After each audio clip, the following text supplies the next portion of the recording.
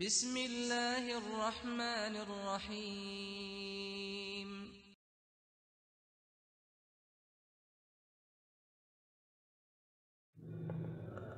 حضرت جندب رضی اللہ عنہ روایت کرتے ہیں کہ حضرت صلی اللہ علیہ وآلہ وسلم نے فرمایا کہ ایک آدمی نے کہا، اللہ تعالیٰ کی قسم فلاں آدمی کو اللہ تعالیٰ نہیں بخشے گا۔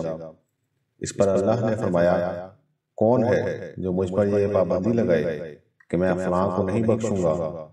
میں نے اسے بخش دیا، ہاں خود اس شخص کے اعمال ضائع ہو گئے جس نے ایسا کہا ہے۔